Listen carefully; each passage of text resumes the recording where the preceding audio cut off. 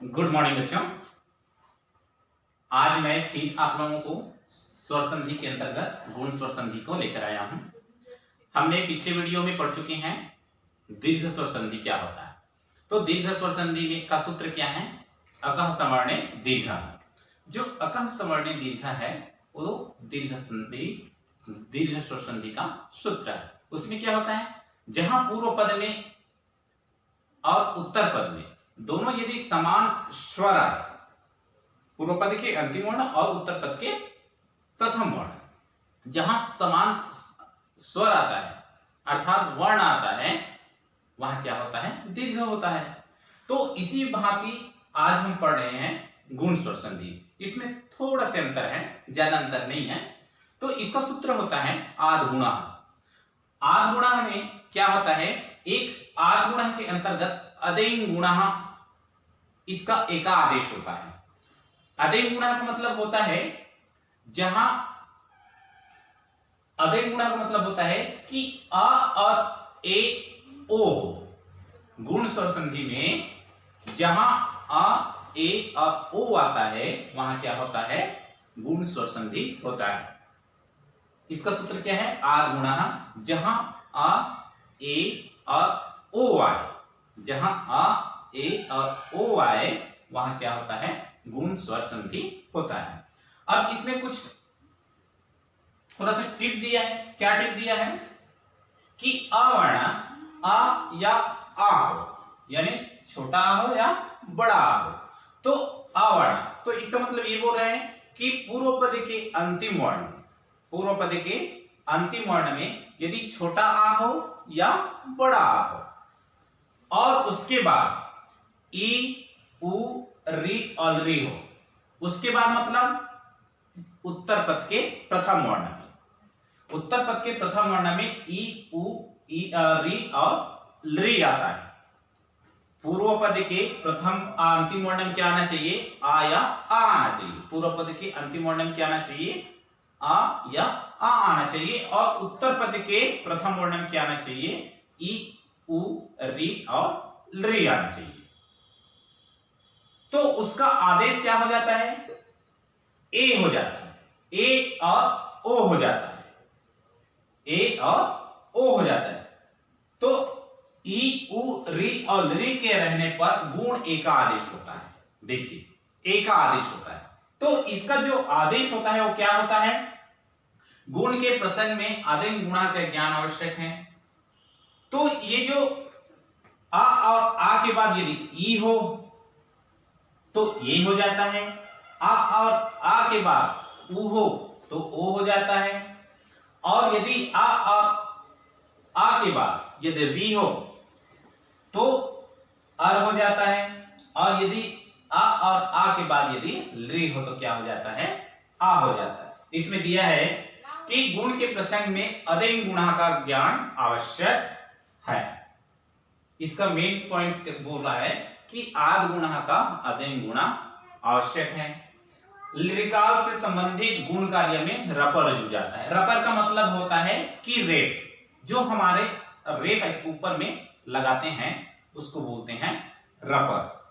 उसी तरह लिरिकार के गुण कार्य में लपर जुड़ जाता है उरन रप्रह के माध्यम से, अर्थात आधा ला हो जाता है। अब इसमें आते हैं इसके मेन पॉइंट की ओर कि इसका सूत्र जो बनता है, स्ट्रक्चर, वो क्या बनता है।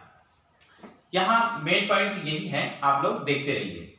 ये इसका आदेश है और ये इसका सूत्र है और इसका मेन पॉइंट है जो स्ट्रक्चर सूत्र के द्वारा कैसे बनता है।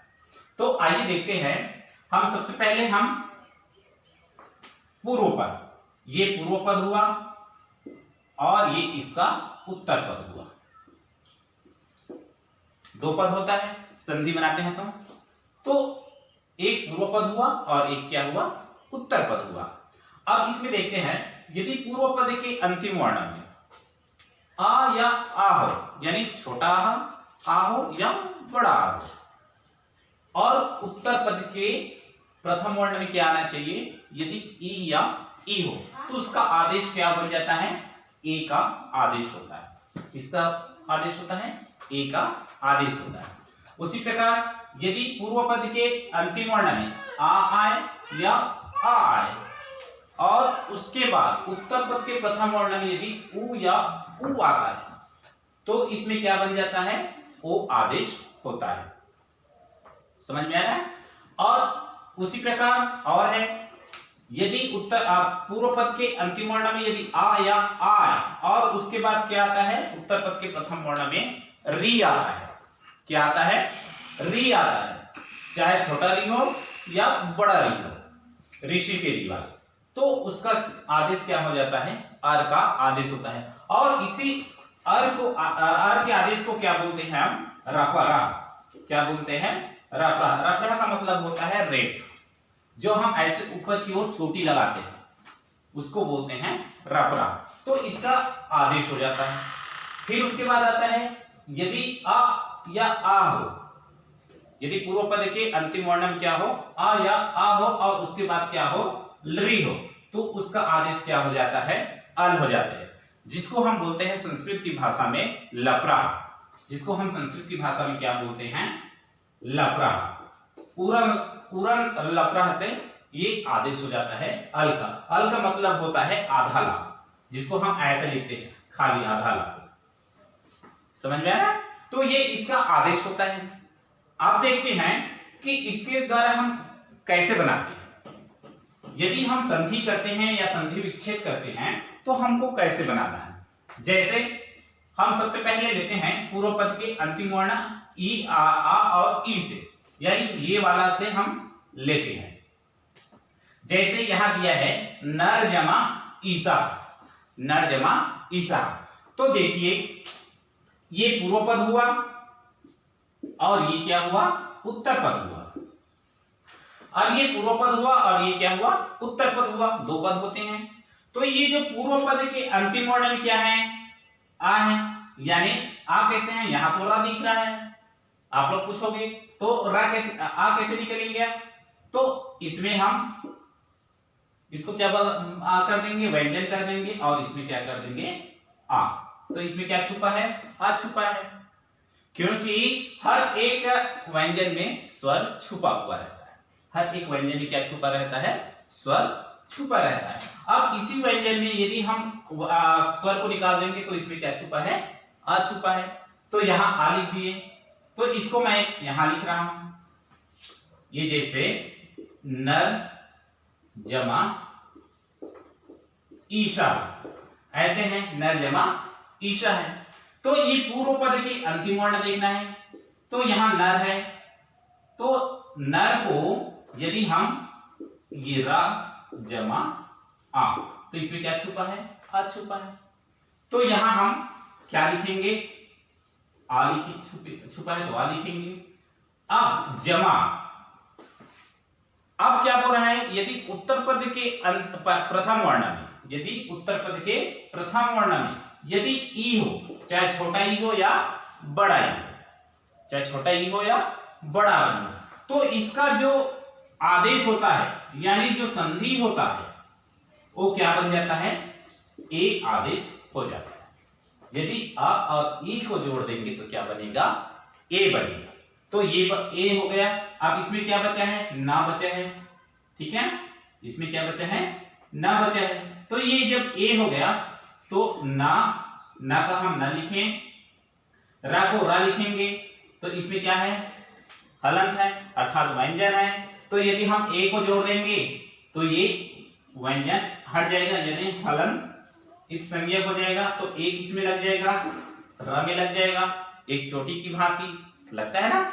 और उसके बाद क्या बचा है, ई स बचा है, क्योंकि ई तो इसमें आ गया, दोनों जुड़कर ए बना है। अब क्या बचा है, श, तो ये क्या बन जाएगा, नरेशा। समझ में आया। तो ऐसे ही ये संधि का निर्माण होता है, गुण स्वर संधि का। उसी प्रकार ओ से देखते हैं।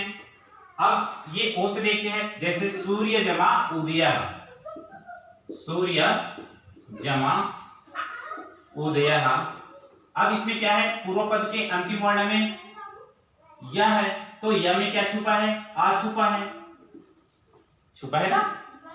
ये य में क्या छुपा है, आ छुपा है। जमा, अब उत्तर पद के प्रथम वर्ण में क्या दिया है, उ है।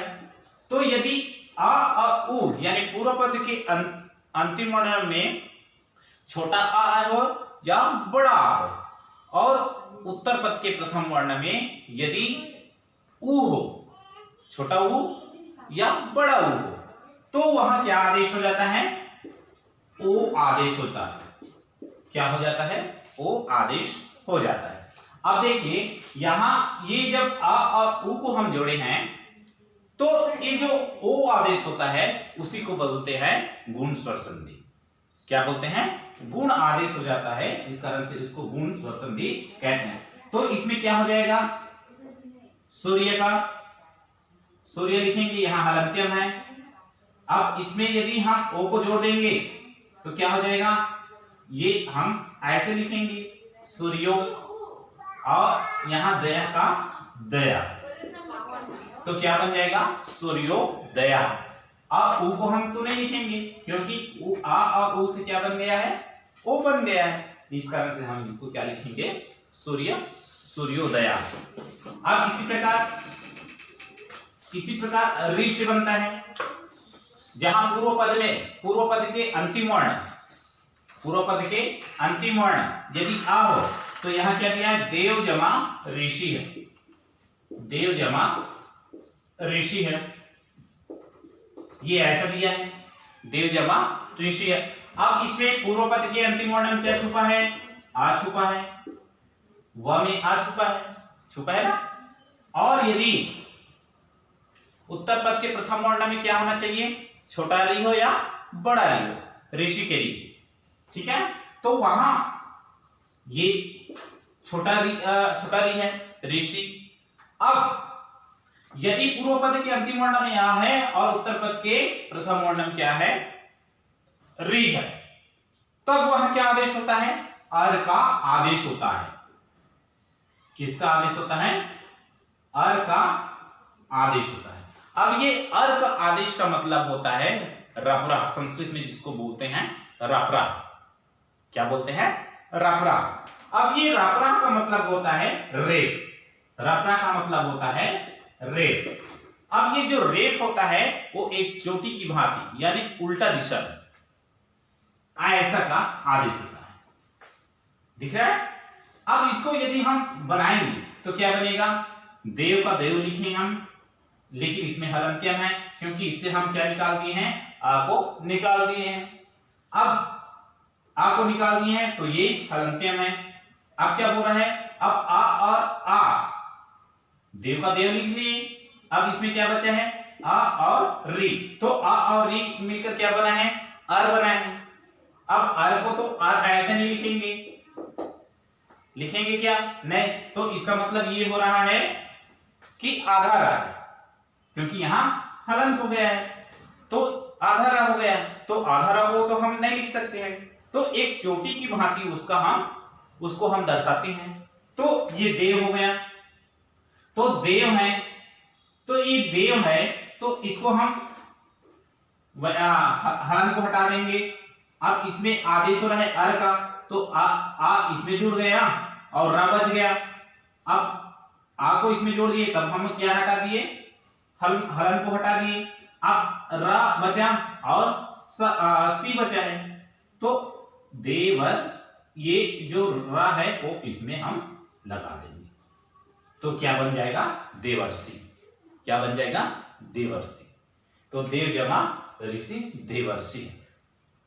तो यहां क्या हो गया, गुण का आदेश हो गया। तो ये गुण का आदेश हो गए। अब चौथा आता है, चार तरीके से ही बनता है, ए, ओ, अर और अल। अब आता है तव जमा लिकारा, तव जमा लिकारा। अब तव जमा लिकारा है, तो पूर्व पद के अंतिम वर्ण में क्या है, आ है, और इसमें व में यदि हम निकालेंगे तो अ बचेगा, और उत्तर पद के प्रथम वर्ण में क्या है, ऋ है। तो बोल रहे हैं यदि पूर्व पद के अंतिम वर्ण में आ या अ हो और उत्तर पद के प्रथम वर्ण में यदि ऋ हो, तो उसका आदेश क्या हो जाता है, अल आदेश हो जाता है।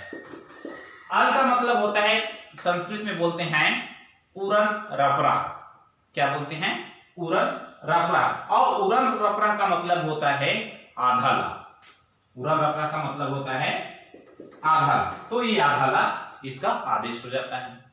अब ये अदेंग गुणा एका आदेश के अनुसार अल का आदेश हुआ।